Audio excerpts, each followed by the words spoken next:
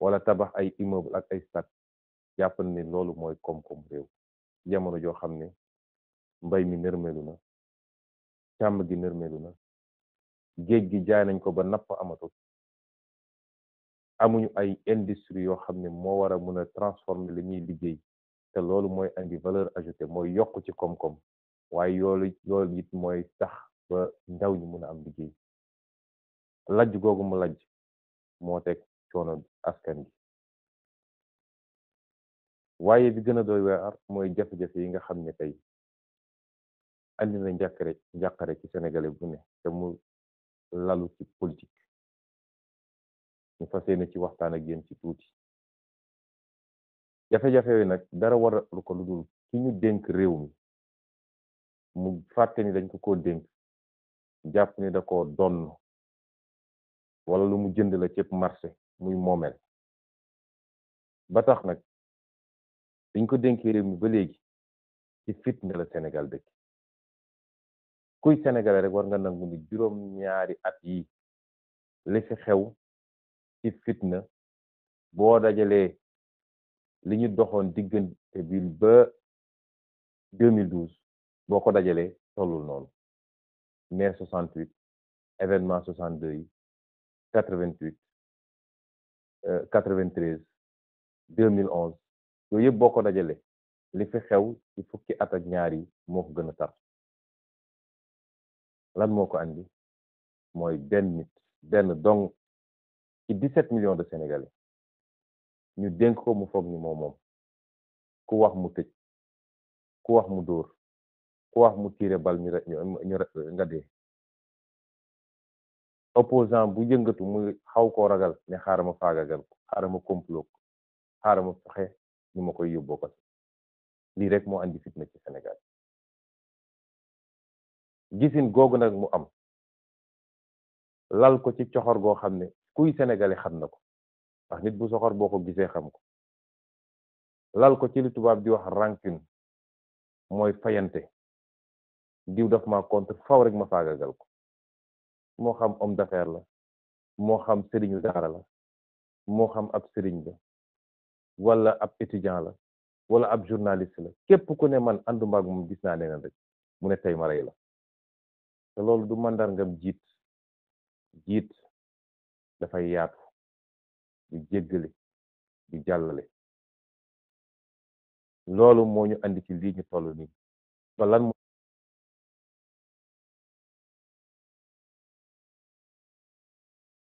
mooy conséquence bokk yi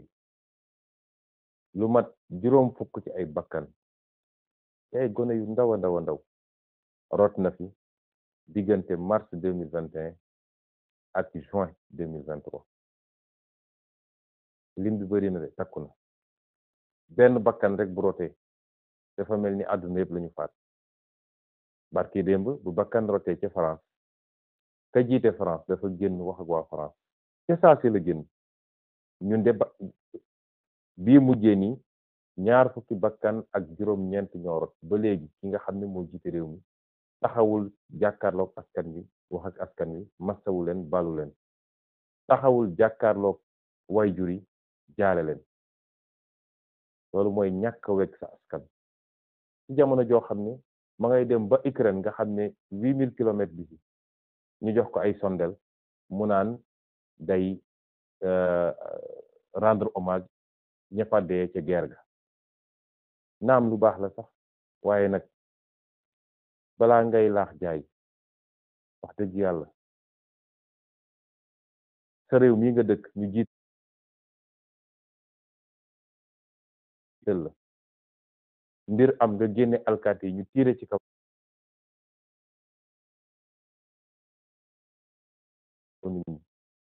ñaar fukki bakkan ak ñeent rot ci ba tey jii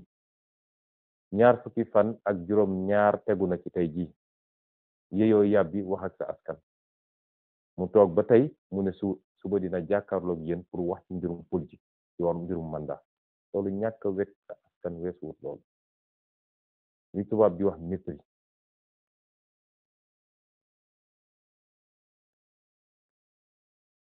loolu mandarga la ci kii ngeen dénk réew mi naka la yoree réew mi lim bi bëri na juróom fukki bakkan ak lu tegu diggante ñaari at yi ñu weesu rot na fi te dara waralu ko dul jaay doole boo xam ne ki ñu dénk réew mi essayé na ko jaay doole askan wi jóg ne ko lii du fi amee yoruñu lu dul ay xeer mu jël ay ngànnaay boom leen tiire seen kaw kon li dafa wane ni ñun amuñu président de la république le président Macron de bi mbir mi amee ci saa si la génn ne benn xale warul dee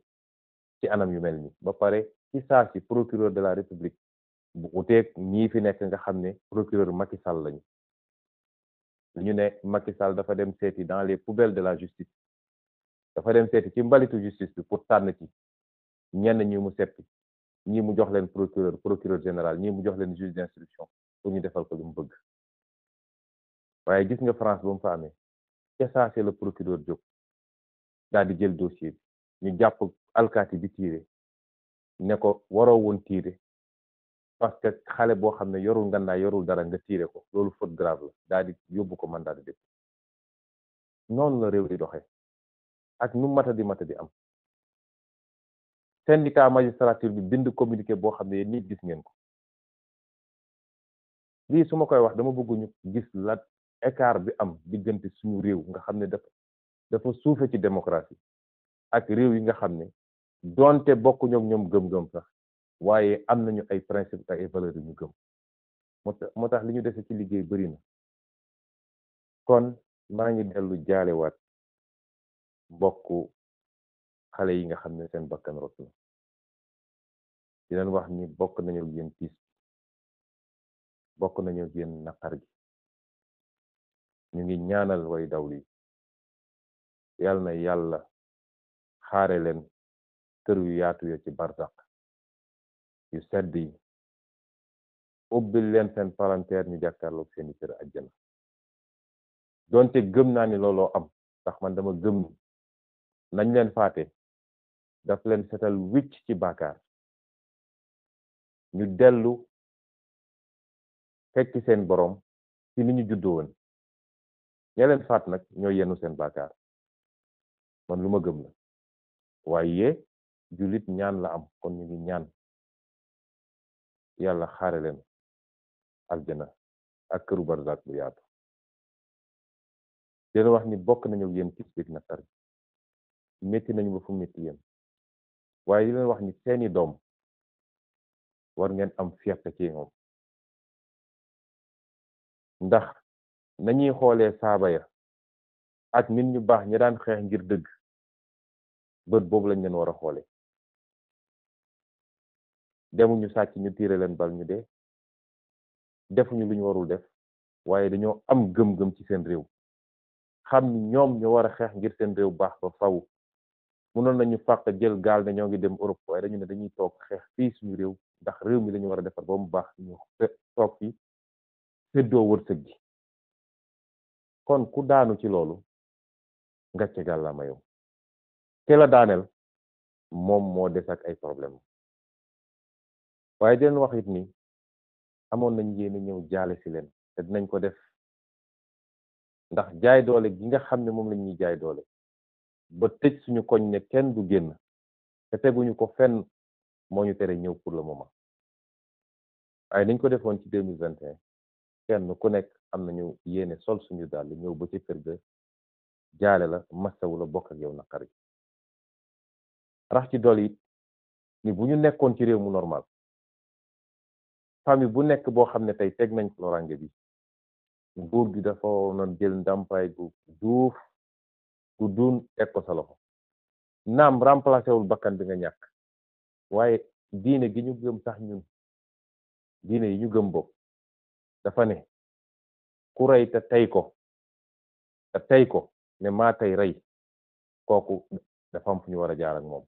ki nga xam ne nag teyu ko ba léegi teggee kooku ko carrément dafa war a jël ndàmpaay gu muy jox famille ñi nga xam ne ñoo ñàkkale kon noonu la état bi waroon def waaye état goo xam ne coxora ko lal jàpp na ni liy xoqatal xale yi mooy ñu ne leen ñaw gis ngeen ku fi génn ñu rey ko te du mujj fenn te foofu la naxee boppam yàgg-yàgg nag bu soobee yàlla état bi en tout cas ñun bu ñu yàlla may ñu yegg fi ñu war a yegg état bi képp koo xam ne lor nañ la ci ñu mel anam gu mel nii dina la jox ndàmpaay goo xam ne doonte remplacé wul li fi jóge waaye dina wàññi naqar gi ak coono gi mbokk yi bu ma waxee ci ñi nga xam ne seen bakkan faat nañ ko ci caaxaan ndax lii lépp caaxaan na ko andi caaxaan goo xam ne moom président Macky Sall ci boppam moo nekk ci gannaaw moo ko suuxat ndax dossier judiciaire yi yëpp liñ leen doon bañal moo waxoon leen ko keroog bu may nekk Ziguinchor mooy lii ñoom xam nañ ni du dëgg moom Macky Sall xam na jot na rapport de gendarmerie bu ne lii du dëgg déglu na audio yi génn yëpp mu xam ne lii du dëgg waaye bëgg a faagaagal Ousmane Sonko te dama bëgg nag wax sénégalais li tax Macky Sall kut ko kut mu ne il faut mu fexeel Ousmane Sonko parce que diggante mag man dafa mujj jëm ci mbañeel man bëgg ma di wax ci nit sax waaye nag Sénégal fi mu toll nii ku ko bëgg ku ko bañ li ëpp ci problème yi mu ngi tënku ci diggante ñaari jëmm yooyu kon il faut ñu wax ko man duma yoruma jikko mi kër mooy duma su ma toogee ne du ma tudd diw du ma wax ak moom te saa su ma toog wéetee maa ngi fexe nu ma ko rendee di yónnee ay nit ci télé yi pour ñu saaga ko di manipuler ay juge pour ñu tëj ko kaso di complot ci moom déedéet man su may wax ci nit dama koy wax mu dégg du ma ko jëw ndax gannaaw yàlla amul ku ma ragal kon relation boobu dafa dem ba ci côté moom dafa mujj jur mbañeel xam ngeen li tax mbañeel googu mooy président Macky Sall dafa jàpp ni méthode bi mu utilisé woon ba tey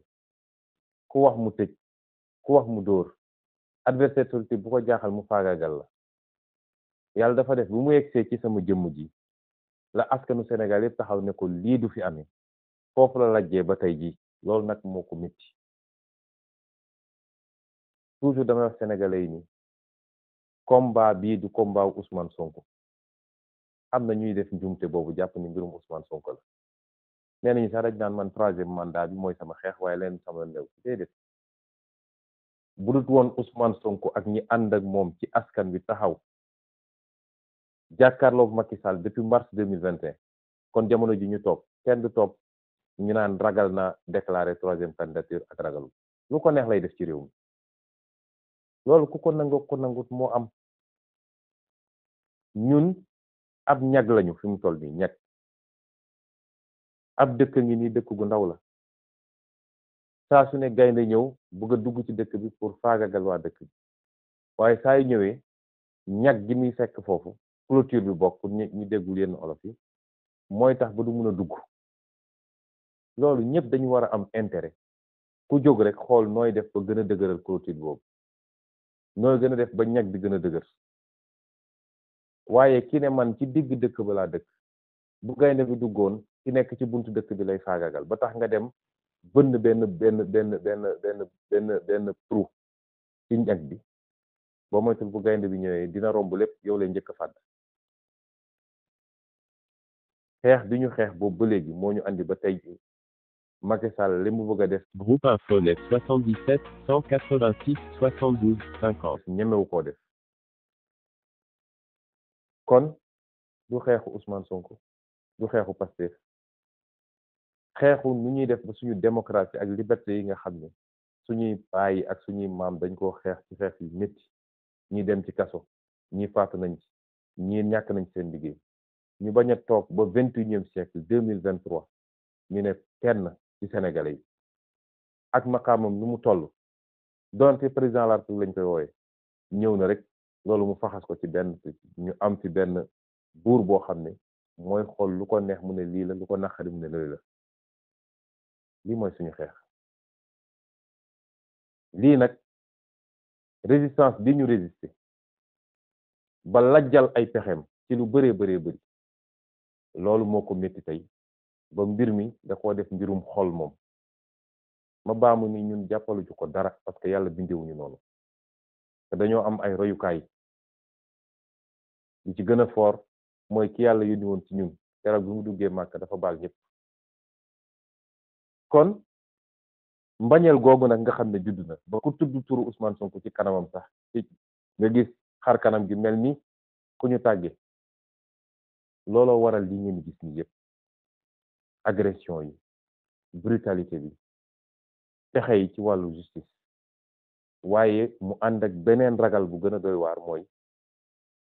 bir na ko ni bu Ousmane Sonko demee élection gagné élection ba mu ne faw rek ma faagaagal ko ma gàllankoor ko bu dem élection ba loolu nag day dellu ci askanu Sénégal dinaa ci ñëwaat tey kon bu ma waxee ci ñi nga xam ne ñoo ci faatu faw rek ma teg ci ñi nga xam ne gaañ nañ leen ay gaañ yu métti dóor nañ leen ay bal ñii ci cër bi ñii ci cër bële ñii ñàkk nañ ci bët ñii gaañ nañ ci tànk ñii ci loxo ma leen di masaw di leen wax ni ñoo ngi ñaan yàlla mu saafara fëgg bopp yi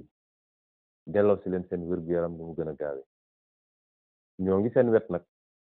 lépp luñ ci mën ñu ngi ko ànd ak yéen ci paj mi ak ci jënd garab yi di leen wax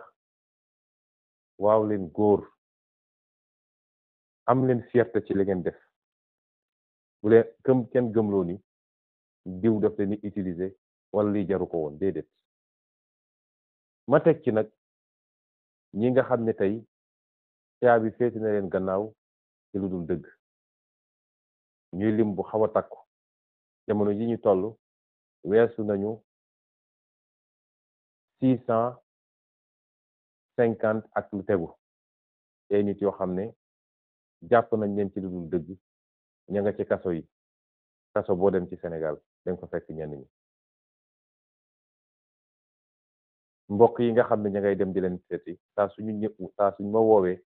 lañ may wax day dal sama xel mooy ñoom ñëpp li ñuy njëkk a laaj mooy naka la président Ousmane Sonko def mbaa mi ngi ci jàmm ñun na ngeen na seen xel dal ci ñun ñu ngi ci jàmm suñu xel yëpp mi ngi ci yéen ni ngeen ñu mën a delloo njukkal mooy xeex bi ku leen ci wàññi dara yokku leen te ñee tëdd seen bàmmeel gëm naa ni ku leen yëkkati woon ñu wax la même chose ay xale dóor nañ leen balu fetal ñu teg leen ci ay civière di leen yóbbu hôpital li ñu njëkk a laaj mooy naka la pros def baa mi ngi ci jàmm bu ko dara jalul rek li ci des amul solo moo tax Macky Sall bu yaakaaree ni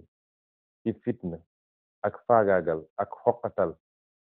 lay nootee Sénégalais yi dafa xamul lan mooy Sénégalais loolu même tubaab bi ñuy coloniser amu ko woon fi def na lu ne waaye lii woon gëm-gëmu Sénégalais yi li ne woon seen xol ak li ñu jàppoon seen xel tubaab bi mësu ko mënewul ba ci moo tax ku xamul Sénégalais yi rek muy gëm ni mën nga réussir ci loolu Sénégalais yi da ngay jëflanteeg ñoom dëgg jëflanteeg ñoom lu xel mën a nangu ñu weg la nga jëflanteeg ñoom yërmande ak li nga xam ne mooy suñu valeur ñun Sénégal Sénégalais yi xamuñu soxorante Sénégalais yi li ñu xamante mooy laayante biir jàppante bëggante yërëmante lu ñu am séddoo ko seen biir lii ñoo ngi koy doo gis ci Sénégal kon ñooñu ñëpp ma leen di masaw gannaaw loolu nag mbokk yi ma bëggoon a waxtaan ak yéen ci lu gàtt ci li ñuy dëgmal nag ndax moom nee na day waxtaan ak askan wi ëllëg koo xam ne faat nañu 25 ci ay bakkan ci ñi nga xam ne yaa leen yilif ba léegi yeyoo yàbb yi ci masaw woo seeni waajur waxook Sénégalais yi ba tey ji mu naan day génn di def discours politique maanaam wax ci mbirum candidature ba tey waaye dama bëgg Sénégalais yi ñu bañ a tomber ci manipulation wu classe politique bi fi nekkoon ak ni ñu mel nga xam ne seen lépp dil la ak luubal ak complot foog ni askan wi nërmelu nañ xamuñu bu ñu nelawee ba tombewaat ci piège boobu gaaral naa leen ni 50 ans yi di ñëw dina métti waat torop ci ñu moo tax man gëm naa ni askan wi yeewu na kenn mëntu koo nax dañu am yenn politiciens yi nga xam ne nañ daan politique ci jamono bàyyi ba jamono maam sax ñoom jàpp nañ ni fi ñu toll nii en 2023 noonu la ñu war a mën a continuer politique mooy saa su ne rek benn groupe politicien daje waxtaan seen biir xool nu ñuy séddoo réew mi seen yoon newul ci askan wi mënoon nañu reyante mënoon nañu saagante mënoon nañu dóorante waaye bu desee lu dul séddoo réew mi ñu daje waat naxante ñu kenn ku nekk ñu ne la yow li nga ci am bàyyi waat ndaw ñi ñu nekk seen coono bàyyi waat waajur yi ñu nekk seen coono bàyyi waat réew mi muy nërmeelu ñu gën a ñëw gën a perpétuer gën a saxal système bi fi newoon mooy alal réew mi yëpp ñu bàyyi ko mu génn bitim réew est-ce que loolu dinañ ko nangu lii xew yëpp ñu naan ko dialogue national ak yéen ñëpp xam ngeen ni tappale la ay mag yoo xam ne amu ci kenn koo xam ne sa avenir mi ngi sa kanam ñu waroon accompagner ndaw ñi tey ñoom ñooy dem di daje di complot ban ndaw ngeen gis foofu ci dialogue national bi pourtant téeméer boo jël ci réew mi juróom ñaar fukk yi ay ndaw lañu est-ce que ndaw ñi di ngeen d'accord ñeneen ñoo xam ne seen avenir ma nga seen gannaaw ñuy décider à votre place gis nga réew dafa am fu muy toll fulla moo koy mottali ak fit ak jom ak bëgg sa réew te xam naa ne mi ngi ci yéen ndaw ñi ak lu mu mun a wax suba benn luy ñëw mottaliku la ci complot bi nga xam ne deal bi nga xam ne def nañ ko ba pare deal ba mu nga doore ay nit yu doon daje di waxtaan ci naka la ñuy def ba juboo ba déggoo ci li ñuy déggoo te lépp nag lenn rek a ko waral mooy lu ñuy def ba Ousmane Sonko du jël réew mi lu ñuy def ba Ousmane Sonko du doon candidat lépp weesuwul loolu moo tax soo seetee li ñuy woowee conclusion yi nee na ñu ñëpp mën nañ leen dugal ba mu des Ousmane Sonko ndax même mbirum 3e mandat nee nañu nañu bàyyi conseil constitutionnel wax ñeneen ña dañ leen gracier nañ leen ba pare sax léegi nañu modifier benn article rek ne léegi ku ñu gracier mën nga bokk loolu mooy ne ñëpp bokk ba mu des Ousmane Sonko est-ce que askanu Sénégal dina nangu loolu ay mag ñu dem toog di complot contre benn nit boo xam ne sàccul fenul reyul violewul waxtaan ak askan wi ci programme ak ci xel ba li ëpp ci askan wi jàpp ni kii bu toogee réew mi soppi ay nit dem daje ne ñun ñoo koy tere nit ñoo xam ne matuñu 0,01% de la population est-ce que war nañ koo nangu ñu au nom de quoi premier acte bi mooy woon daje ci ay daje yoo xam ne rencontre secrète la mooy les fameuses rencontres de minuit ku nekk di raser mur ñi dem Mermoz ñi dem Palais ñi recevoir ay émissaires ñu waxtaan ba tënk li ñuy tënk ñu ne léegi loolu naka lañ koy formaliser naka la ñuy def ba génne ko ci peuple ba du niroog dir ñu ne nañ dem def dialogue national bu ko defee ñu ne ñëpp daje nañu waxtaan nañu déggoo nañu bi loolu mooy woon deuxième partie troisième partie bi mooy lii président de la république ne léegi comme loolu yëpp am na dinaa génn nag wax ak askan wi dinaa dellu si wax bi léegi quatrième partie bi mooy doon ci fan yu néew di ngeen gis ñu convoqué assemblée nationale d'urgence procédure d'urgence gaaw leen génn lii dafa yàkkamti pour la ñu tënk ñoom ci seen dil ñu voté ko rapidement assemblée nationale comme am nañu majorité boo leen boolee ñoom ñu bokk dil bi yëpp am nañu majorité peut-être mat nañu léegi 75% assemblée bi ñu dem gaaw voté loolu ne waaw institution yi marché na assemblée voté na pouvoir exécutif proposé na assemblée voté kon daal fii amul dara luñ fi wax lii moo nekk di am fuñ toll nii nee na nag ëllëg day wax ak yéen wax gi ñaar la mun a doon ma bëgg nag ñu bañ a tomber ci piège bi moo tax may waxtaan ak yéen tey jii ñu bëri dañ ma noon bàyyil ba mu wax nga doog a wax man leen déedéet man li ma bëgg a wax askan wi il faut mu jiitu ba nga xam ne lu mun a wax ëllëg du bett kenn ñaar yi mun a wax benn ci ñaar yi la mun a wax imma mu ne candidat la wala mu ne duma candidat imma mu ne candidat la wala mu ne duma candidat bu dee nag dafa ne candidat la suñ koy jàngat delloo ko ci dil ba mooy ñoom ñëpp dëppoo nañu ni ñoom ñëpp war nañoo mën a nekk candidat ba mu des mennum Ousmane Sonko parce que du Macky Sall rek moo ragal candidature Ousmane Sonko de bëri na ñoo xam ne bëgg nañu yóotu réew mi wala yàgg nañ ko yóotu te yàlla xam nañ ni dayo bi Ousmane Sonko am tey ci politique yàlla mayu leen ko ñu jàpp ni bu Ousmane Sonko demee amuñu benn chance ñooñu dañoo bokk bëgg-bëgg ak Macky Sall kon muy firndeel benn parti ci deal bi mooy ñun ñëpp mën nañoo dem ba mu des kenn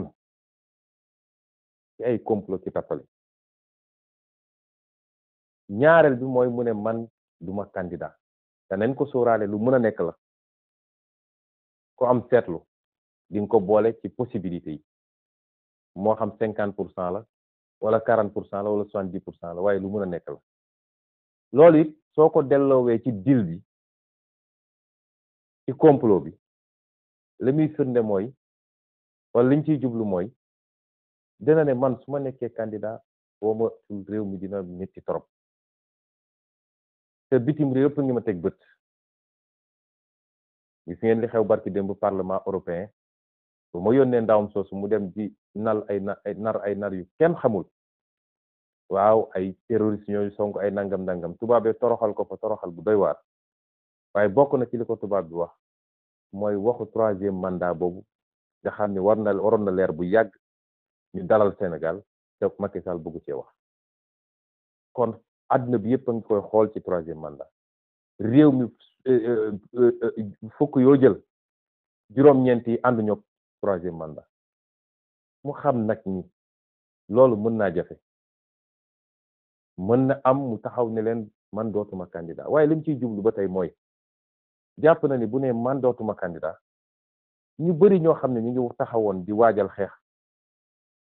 keroog bu ne candidat la dinañ ne léegi sama yoon new ci bu ko defee mu isolé Ousmane Sonko ak Pastef dañ naan bu dee problème mu benn candidature rek la jaru ko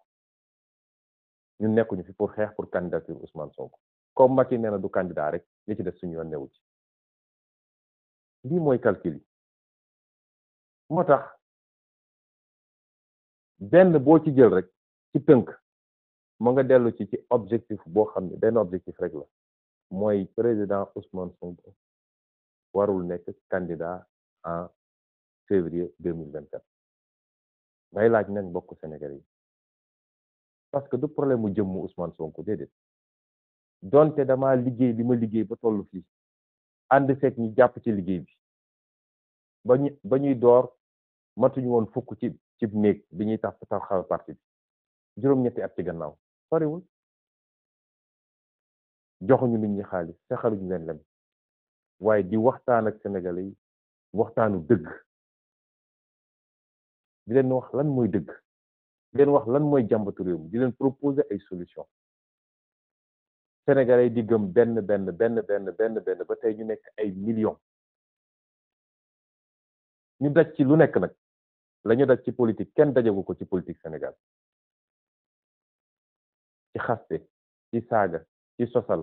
ci affecté suñu vie privée ci pexe pour tëj ñu ci violenté ñu ci rey suñuy militant ci tëj suñuy militant amul kenn ku ko daj waaw est-ce que dinañ nangu njool yëpp ñu daj ko ba ñëw ba cappaandaw ba benn nit rek toog woo ay nit ñu complot ñu ne loolu dañ koy faagaagal buñ ko nangoo de dafa mel ni wor nañu ñi gëmoon projet bi di xeex ba seen bakkan rocc dafa mel ni wor nañu ñi ci gaañu wor nañu ñi ci nekk ci kaso yi waaye warante nañu ñun suñu biir du jëmm Ousmane Sonko dañu yàgg wax ni ñun projet la ñu gëm mais du nit mais dafa am loo xam ne combat de principe la bu ñu nangoo Macky Sall mën a jóg ne man may tànn ku ma neex waaye du askanu Sénégal mooy tànn bu yóbboo ëllëg bu xëyee ne maa ngi tas parti bi ñu toog seetaan ko bu xëyee ne damay def 3e mandat 4e mandat 10e mandat ñu toog seetaan ko bu toogee ba mu neex ko mu ne diw neexuma dem leen jël tëj ci kaso bi wala diw neexuma dem leen barricade quartier kenn du génn nañ toog seetaan ko mbokk yi gor lay doon gor day judd ci gor màgg ci ngor dee ci ngor waaye gor mënul doon gor lundi mardi mu nekk jaam mercredi mu dellu soit nekk gor loolu mënul ne man nag gëm naa ni askanu Sénégal askanu gor la ci ëpp ci askan wi gor lañu amul benn peuple boo xam ne lépp maase waaye man gëm naa ni li ëpp ci askan wi ay gor lañu ñu yar leen ci ay principe yoo xam ne dañoo judd di ko dégg ba tey jii jom fulla fayda kersa kóllëre ak yeneen loolu mooy Sénégal loolu la suñu maam yi doon jiital te ba ñuy nekk ceddo balaa sax diine di ñëw ndax nun dañuy wàcc yoon déedéet moo tax faw rek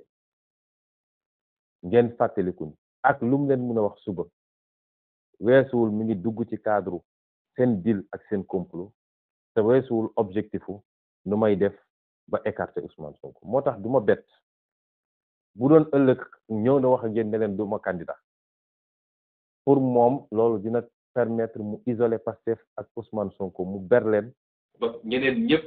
ba ci association yi fi am dajale ñu bëri ñu naan dañuy xeex contre le 3e mandat ñëpp ne léegi suñu yoon newul ci détenu politique suñu yoon newul ci naka la ñu def ba écarter Ousmane Sonko ci candidature bi suñu yoon newul ci nit ñi ñu rey ñun daal comme pour Macky nekkul candidat rek ñun ñu ngi dem tool da ngeen ci bàyyi xel loolu mooy objectif moo tax du ma bettit immédiatement après mu relancer la machine judiciaire soo gisee ba léegi mu barricade koñ bi bu defee loolu jàpp na ni am na lenn ci sénégalais yoo xam ne anesthésié na leen mooy pikiir na leen pikiiru nelaw ba ña ngay nelaw mu ne gars yi dem leen tegal ma loxo ci Ousmane Sonko loolu tax ba léegi ñu barricade koñ bi may wax sénégalais yi nag ni Macky Sall mënumaa jàpp parce que ñu bëri ngi laaj question boobu ñenn ñi am ci sax njàqare ma leen di wax ni Macky Sall mënumaa jàpp mënumaa téye man ndax ba ñu duggee ci seen caaxaan yi ñu leen bàyyi leen caaxaan yii nga xam ne mën na faat ay bakkan ci réew mi ñii de buñ doon ay nit duñu egsi fii ñu egsi waaye dafa di ñoo xam ne pouvoir fees na seen bët ba xamatuñu bu ñu jógee bëgg a wane ni ay jullit yu mag lañu yow noo mu ne dem aji màkka ñibbi si démb ñëw taxaw dajale say maire nga leen dem leen ut ay milice pour xeex ak xale yi ci koo xam ne président de la république xanaa kay ku jóge màkk ak jamono yi ñu toll muy feet nga jiite Sénégal yépp waroon nga xool neneen nooy waxee askan wi dul naan leen dem leen rey nit ñi dem leen xeex ak nit ñi dem leen dóor nit ñi waaye bi ñu defee seeni complot dem ut seen juge muy Issa Ndiaye boobu nga xam ne nee nañ ma jarbaat la ci ki nga xam ne moo gën a tar ci ñu wër Macky Sall ci naan ko dóoral ak reyal jëlee ko usuy ñetti weer balaa procès bi mu ñëw ñu njëkk koo dugal ci dossier bi ma seqoon ak Mame Mbaye Niang dossier diffamation moom dong ci ñetti juge yi fa ne woon moo doon naan moom dafa bëgg ñu tëj ma peine d'emprisonnement weer ak genn wàll ñu dugalaat ko ci beneen dossier def ko sax président composition ba dafa ne loolu justice la mu def loo xam ne dafa mujj sax tuutil Sénégal ci àdduna bi yëpp ñëpp gis ko nga ne nit ki dafa siif dafa yoroon gànnaay di menacer ñu dem nit ki teewul avocat teewul amoo benn preuve bu mun a firndeel loolu nga ne loolu defu ko ba pare dem inventé leneen ba di fen ngeen jéggal ma ci kàddu Issa Ndiaye dafa fen ndax li mu wax loo docteur Alfousseyni Gaye waxu ko ba kooku bind communiqué ne moom musul wax loolu juge buy fen pour motiver benn décision moo tax li xew nii am na juróom-ñetti juge yoo xam ne ñoo rey lu Sénégalais yi te dinañ génne seen tur ak seen photo ñëpp gis ko ñoom ñoo rey lu Sénégalais yi dañuy wax justice il y a 465 magistrats wala lu ko ëpp waaye boo seetee yenn poste yi dañuy seppi ay nit yoo xam ne dañuy dem wër ñu yées ci magistrat yi teg leen foofu pour defloo leen léeg-léeg sax ñu xaw a tooñ magistrat yi waaye bi ñu demee def li ñuy def ba pare nee nañ dañ maa jugé par contumace ma leeral Sénégalais ni contumace mooy koo xam ne dañ koo jiñ ne moo def ñu wër ko àdduna bi yëpp gisuñu ko kenn xamul fu mu nekk ñu ne kon dinañ ko jugé te bu mu fi nekkul waaye jugement boobu c'est pour rek parce que ci wàllu yoon dafa am lu ñuy wax prescription mooy bu ñu toogee ab diir bu ñu nee diw def na lii ñu toog ab diir jugé wuñu ko day ñaan loolu mëntuñ ko ci toppee ñu ne pour loolu bañ a am nag ki ñu wër fu ne gisuñu ko dinañ ko atte ndigandiku la daanaka presque mbokk yéen ñëpp xam ngeen li ñuy def seen jugement man dawuma génnuma réew mi maa ngi woon fii ci biir réew mi ñoom ñëpp xam nañ ci ma nekkoon may génn def samay déclaration kon contumace waruloon mën a am te loo xam ne nee nga contumace la waaye peine bi nga mujj prononcé du peine criminelle peine correctionnelle sax la pour wane rek ñoom ni ñu jaxasoowee waaye li gën a am solo yoon dafa ne article 341 code de procédure civile dafa ne nit bi nga xam ne dañ koo atte ci contumace déglu leen ma bu baax de dafa am solo nit bi nga xam ne dañ ko atte ci contumace mooy new fi gisuñu ko ñu ne atte nañ ko te ba jamono jëm fi nekkul saa su mu feeñaatee saa suñu doxee ba mu génnaat moo xam moo ñëwal boppam ne leen maa ngi ni wala moo xam ñoom ñoo dem ba gis ko teg ko loxo yoon dafa ne immédiatement à la seconde près jugement boobu nul na jugement boobu amatul jaas na kon jugement boo xam ne nul na su dee dafa condamné woon nit ne kii war nañ koo tëj benn at wala ñaari at wala juróomi at condamnation boobu day annulé ci saa si amatul existeetul kon mënoo koo jàpp la ca des kay mooy nga bàyyi ko mu ñibbi këram nga xool yow kañ ngay programmer waat sa procès moo tax may wax ak sénégalais yi Macky Sall bu dee jàpp day am bu ñu ne procureur moo jàpp de Macky Sall mooy joxe ndigal ji moom mooy joxe ndigal ne dem leen jàpp Ousmane Sonko ku xam justice xam ni procureur ci ndigalu ministre de la justice la nekk ministre de la justice ci ndigalu Macky Sall la nekk kon bu jugoon tey ne mi ngi ñëw jàpp Ousmane Sonko xam leen ni Macky Sall moo ko santaane waaye bu ko defoon tey bu dee 8 heures la ma jàppul 10 heures war na maa fekkaat sama kër ndax amul base pour jàpp ma amul fu mu ko teg ci yoon pour mun maa jàpp benn fan sax waxuma laa mu naan daf may jàpp ay fan yoon li mu wax dafa jugement ba c'est anéanti nul na dañu war a reprendre comme fi ñu commencé fu ñu tolloon foofu la ñu war a reprendre mooy juge d'instruction def na ordonnance de renvoi man maa ngi contrôle judiciaire kenn mënatul annuler contrôle judiciaire bi ndax juge d'instruction bi ma defoon contrôle judiciaire moom dossier bi nangu nañ ko ci loxoom keroog bu mu defee ordonnance de renvoi procureur de la république mënul délivrer mandat de dépôt contre moom étape bi ñu toll président tribunal rek moo mën bu ñu demee ba jàpp date ne procès bi bés sàngam la yoon dafa ne ñu mu tuuti ñetti fan balaa procès bi ki ñu accusé dafa war a ñëw présenté wu bu ñëwee présenté wu nag c'est le président tribunal ne léegi dama koy bàyyi mu dem këram tranquillement bésu procès bi mu ñëw ñu àtte ko wala dama koy téye ba procès bi jeex bu dee condamné wuñ ko mu ñibbi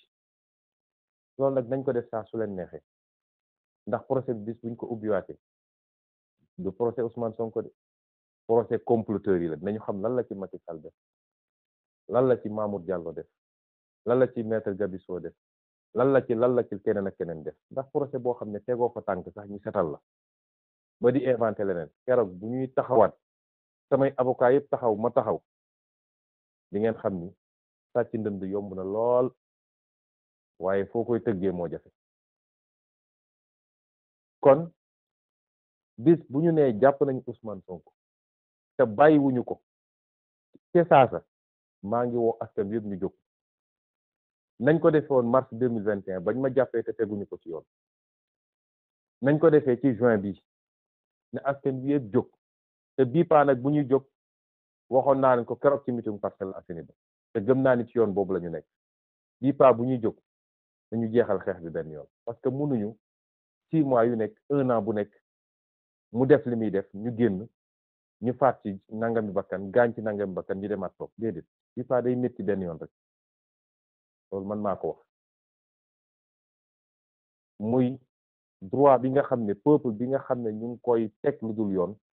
constitution ne peuple boobu am na droit résister résistance boobu laa leen di woo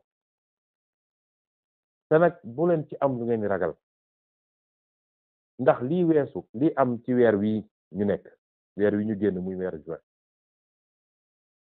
jàngat yu bari lañ ci war a jàngat may dalal xelu Sénégalais yépp rawatina ndaw ñi Macky Sall amatul sañ-sañ li muy def discours dajale ay maire di wax loolu foofu la koy waxee de maire yooyu Macky Sall ngi leen di dugal ci loo xam ne day dem bàyyi leen fi ak seeni problème te xam ngeen ni attanu leen ko ndax fu commune bu ngeen jë ndaw ñi fa nekk ñëpp ñun la ñu àndal xam ngeen ni mënu leen xeex ak ndaw ñi nekk leen seen maire far leen APR def leen seen politique amul problème waaye bu ñu demee ba leen dugal ngeen naan yéen ay organiser pour xeex ak résistants yi xam leen ni yéen a ngi sa xottu gerte résistance lañu woote te su ma amoon terme bu gën a fort gatsa sax dinaa ko utiliser bii pa bu leen kenn dëngoo woy ñii ñooy nitu fitna ñi président de la République bu dajale ay nit pale ne leen dem leen préparer pour ay milice xeex ak xale yi waxoo police maintenir l'ordre waxoo gendarmerie maintenir l'ordre waaye ay nit ngay dajale gannaaw bi nga génnee fi ay milice ñëpp gis ko kon Sénégal yëpp xam nañ ci violence bi nekk ku naafequl xam nga fu violence bi nekk waaye nag réew mi am nu mu tëree kon nañu waajal suñu bopp ni ñu ko yàlla sante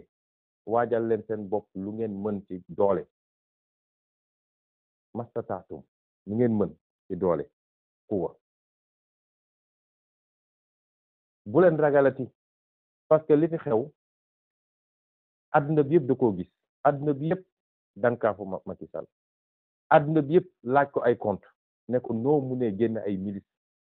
ñëpp gis vidéo yi ay milice privé ñuy tiire ci kaw sénégalais yi moo tax milice dootul génn fi man maa leen ko wax mun na toog pale di funki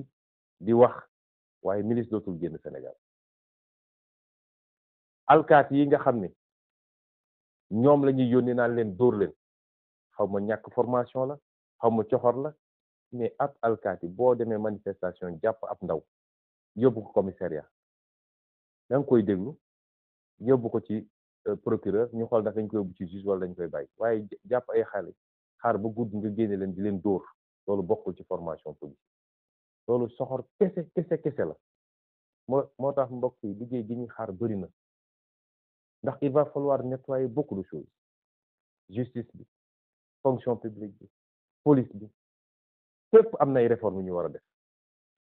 ndax Macky Sall dafay yàq réew mi yaxeet jël ay nit transformer leen ay objet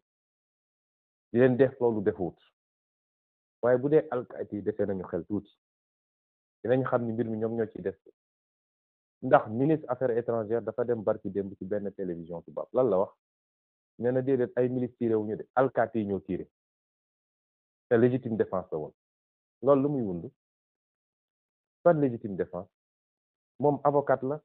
jàng du droit xam ne lan mooy légitime défense mu ngi leen di dugal yéen alkaati yi te loolu mooy politiciens yi nag yenn xeetu politiciens yi ñoom gëm nañ ni mën nañ dugg ci bëri ko diwtiir génn ci weex tàll bu ñàngee ba ñàng ñu ne yéen a ko def élément boobu noonu lañ ko jëlee yokk ko ci dossier CPI bi nee na yéen ay rey xale yi légitime défense mooy boo demee ba yow menace am ci yow nga dem ba xam ni sa bakkan mën nga ko fee ñàkk nit ki yor gànnaay di waaj a tiire nga tiire waaye ay xale yor ay xeer di sànni ñu ne yéen da ngeen doon légitime défense loolu kan moo ko mën a nangu ci boppam bu ngeen amee xel di ngeen delloo ci seen bopp xam ni ñu leen def loo xam ne tôt ou tard di ngeen rendre compte te àdduna jaru ko. ñi ngeen di tiire seeni mbokk lañu, ñi ngeen di tiire seeni mbokk lañu, seeni rakk lañu, seeni doom lañu. France ngi ne la di boy fi mu toll nii donte li andi mbir mi ab policier bu tiire la muy acte isolé waaye bi muy boy dans le cadre du maintien de l'ordre gisoo policiers yi génne seeni gànnaay di tiire te pourtant foofoo gën a boy fii fuuf. na ngeen delloo ci seen xel te am na xam ne bu yàggee askan wi di jël responsabilité am jàkkaarloog yéen kenn du nangu ñu lay tiire comme lapin. askan wee leen di fay seen salaire moo leen jox ngànnaay Macky Sall fayu leen salaire de ku ci fayeeku sa 90 000 wala sa 200 000 wala sa 500 000 xamal ni sénégalais ñoo fay seen impôt jox la nga dem fële ñu ne la jox nañ la ordre rek nga fàtte loolu lépp. na ngeen delloo seen xel te gëm naa ni alkaati yi ñemeetuñu taxaw jàkkaarloog sénégalais yi di leen tiire. su dee kaso yi dañu am capacité mun naa leen ne fi mu ne ni kaso Sénégal yi attanuñu kenn mënatuñu jàpp kenn mennum Rebeuss moo fi defee tuuti place tuuti kaso yi attanuñu kenn ba ñi ñu mujjee jàpp lan lañ doon def soo demee fu mel ni Mbàkke dañoo mujj dem ut loué benn kër pour dugal fa xale yi ay car rapide lañ doon jël pour ñu jël xale yi di leen jëlee fële di leen yóbbu camp ba moo tax pexe Macky Sall moo jeex politique répression jeex na. bu ñu takkee suñu fit rek bañ a lii feesal suñu bët jàkkaarloog ñoom jàmmaarloog ñoom boo moytul du yeggali mandaam day daw génn réew foofu lañ ci toll waaye doo xeex di xeex ba egg ci cappaandaw bi ngay wàcce sa loxo bu boobaa ñàkk nañu doublement ndax li ñu ñàkk ci ay nit ak ay blessé ak li ñu ñàkk ci kenn ku nekk suñu bopp muy benn ñàkk waaye ñàkkal nañu Sénégal changement bi nga xam ne 1960 ba léegi ñu ngi ko doon xaar ma leen di soññaat ñu gën a taxaw gën a takk suñu digg yeggali xeex bi la may wax toujours Macky Sall moo ñu ameel en waaye ñun jàppaluñu ko dara suñu xol bi lañ ko doon ñaanal rek mooy mu jekkali nguuram ci ni mu gën a rafete daa di dem moo xam day dem ci international moo xam day dem tëddi këram loolu rek lañ ko doon ñaanal waaye bis bu ne mu def loo xam ne day gën a aggraver kaaw bis bu ne mu def loo xam ne mën na koo topp ndax tey bu ne dafay forcer troisième candidature est-ce que xam ngeen ni haute trahison la parce que moo taxaw jàkkaarloog ana sénégalais yi ci référendum ba ne ñaari mandat kenn mënu koo wees wuluti quoi bind ci téeréem ne moom mënul def lu weesu ñaari mandat ku ñu nommé ku ñu élire président de la République nga taxaw ci sa kanam askan wax te li mu wax dëppoo constitution bi nga ñëw jalgatiwaat loolu ba xeex nattee am loolu haute trahison la te président de la République lenn lañ ko mën a toppee mooy haute trahison bu ko defee haute trahison la moo tax mbokk yi ñu ngi leen di gërëm di leen sant ci déglu bi waxtaan wi xaw naa gudd waaye contexte bi moo ko laaj di leen wax ni kenn ku nekk ci ñun dafa war a dépasser li tubaab di wax la barrière psychologique de la peur mooy ni ñuy def ba fexe ba dugal ragal ci bopp nit ñi ba kenn ku nekk naan ah su ma defee mbaa wóor na déedéet bu dee Macky Sall yàlla delloo na xelam mu jaar ci Sénégalais bëgg mu jaar réew mu jàmm rek a fi am waaye bu defee safaan wa faw dañuy jóg taxaw jàmmarloog moom ci fan yi di ñëw nag dama bëgg askan yëpp jógandoo taxaw ñu organiser manifestation fépp ci Sénégal parce que waruñu toog rek di naan dañuy xaar bu dee jàpp na Ousmane ñu génn xeex wala bu dee tere na candidature Ousmane déedéet war nañoo jóg organiser ay manifestation partout ci Sénégal pour que suñu détenu politique yee ñu jàpp di leen métital ci prison yi mu bàyyi leen lu war la kon nañu waajal takk suñu digg jóg may daane nag ci lancer un appel ci armée nationale damay faral di wax ni bu amee ab cër ci Sénégal boo xam ni Sénégal yëpp dañoo dëppoo ci cër googu ñëpp a leen naw ñëpp a leen bëgg ñëpp a leen respecté kenn mësu leen critiquer ku leen critiquer sax nit ñi dal seen kaw bu amee cër boobu mooy armée nationale du Sénégal ngalawaay génération armée bii fi nekk rawatina ñi ko jiite bu leen nangu loolu ñu yàq ko bu leen nangu Macky Sall gannaaw bi mu yàqee justice bi yàq administration bi yàq segment société bi yépp lii ci xaalis ku muy joxe lii ci xoqatal ak leneen bu leen nangu mu yàq suñu armée nationale ndax mooy suñu dernier rempart de ñun ñëpp dañuy wax rek waaye armée nationale mooy suñu dernier rempart mooy garantie wu sécurité ak stabilité réew mi te loolu bu amee ba ñëpp naw leen doxalin la goo xam ne ñi leen jiitu woon ci armée dañ koo doxal ci léegi yéen a nga ca fële ci àll ba di xeex ngir réew mi ñu bañ koo xar ñaar wala agresseur jóge ci biti ñëw agressé yéenay suñu roy waay ñun ñëpp bëggoon nañu nekk militaire fii léegi yéen a ngi nekk ci àdduna bi ñu leen di yebal ci casque bleu wala casque blanc Nations Unies ngeen dajeeg soldaaru àdduna bi yëpp ñëpp naw seen professionnalisme vous faites notre fierté mooy yéenay suñu royukaay waaye suñ leen dugalee nag ci géopolitique intérieure mooy lii xew diggante acteurs politiques yi fii ci biir Sénégal bu boobaa nag yéen a ngi yàq réputation armée suy wax ci li xew ci biir réew mi warul weesu dem ba gis ni yàq am na te kiy yàq mooy président de la république ngeen ne ko ay tegal di ci suuf général Jean Alfred Diallo ñu fi nekkoon chef d'état-major des armées ma koy fàttali kii nga xam ne moom la yàlla teg tey muy général muy semga général Cissé Mbaye Cissé ma koy fàttali ni général Jean Alfred Diallo événement 1968 suma juumul bi réew mi jaxee ba jaxaso dafa bind benn bataaxal bind ko président Senghor ne ko duñu nangu ngeen faagagal askan wi te nag dinaa la jox ay tegtal ak ay ndigal parce que loolu mooy rôle armée bi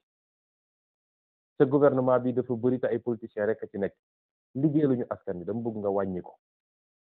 gannaaw boo ko wàññee na nga seet ay technocrate ay nit ñoo xam seen xam-xam màcc na ci li ñu leen doyee ñu taxawal ci askan wi liggéeyal askan wi loolu la ñuy xaar ci armée nationale ñaata yoon lañ fi dem élection président ñàkk bëgg a ngooy ci pouvoir bi am na ñu ko bind ci ay téere kilifa armée woo ko ne ko déet mënuñu ñàkk nga dellool pouvoir bi dem sa yoon loolu la ñuy xaar ci armée donc armée li ñu seetlu mooy ci jamono ji ñu ne saa su réew mi yëngatoo tuuti rek ñu génne armée bi char de combat yi fu ne bu dee xoqatal askan wi ba ñu ci dellu toog ñu nekkoon lañ ci jublu loolu du róoru armée tey France ngi jaxasoo mais gisoo armée génn États-Unis day am ay yëngu doo gis armée génn ci am réew souveraineté bi sañ-sañ bi askan wi rek moo ko moom bu dee askan dem na ba jàpp ni kii fi nekk liggéeyalu ko waaye sax li gën a garaaw ma ngay dal ci kawam di ko faagagal askan googu jóg ñu ne ñi yor maintien de l'ordre mooy police ak gendarmerie askan wi dem ba ëpp doole police ak gendarmerie bu dee askan woowu dafay dox dem palais sax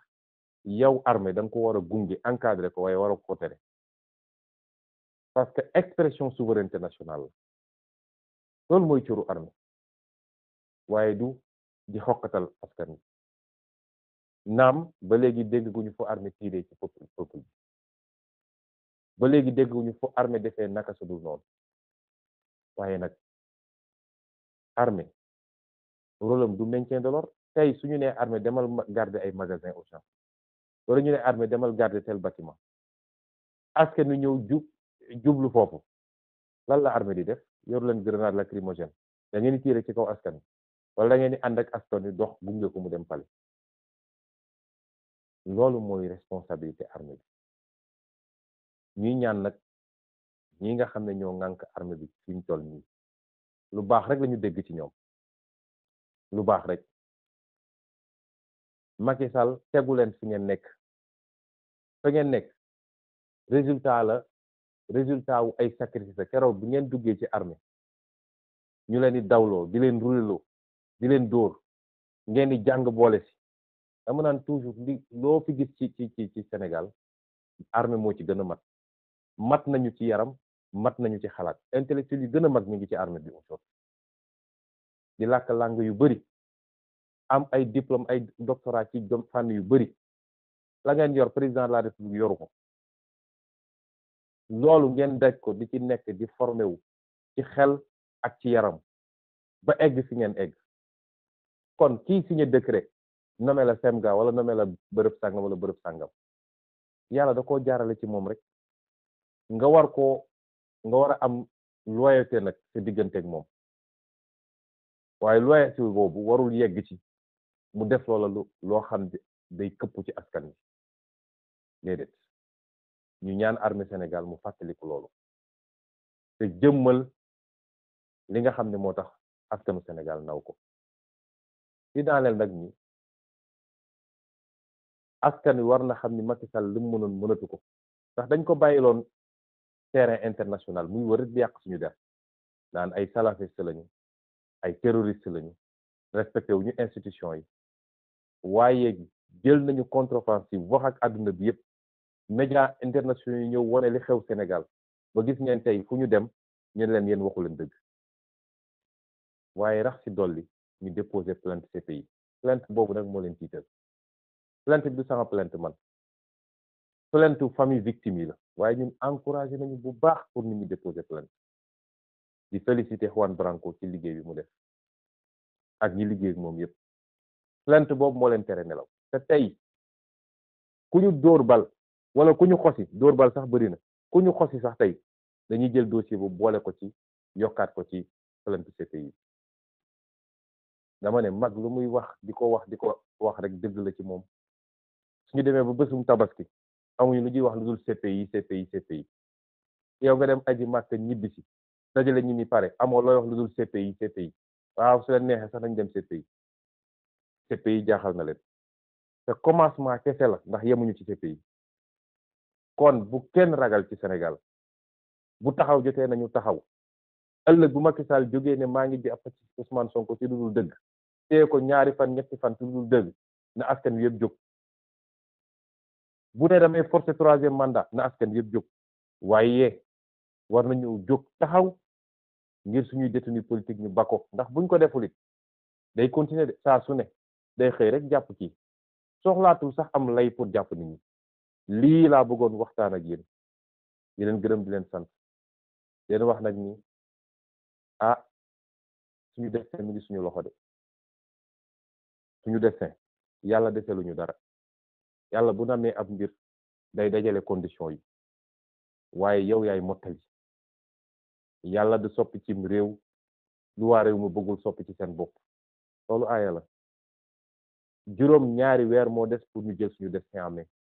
defar réew mi ba ñëpp ne ñun xalaatuñu woon ni réew mi mun na mel nii àdduna bi yëpp di xool comme exemple ci wàllu développement ci wàllu jikko ci wàllu respecter alalu mbooloo ci wàllu défendre suñu intérêt réew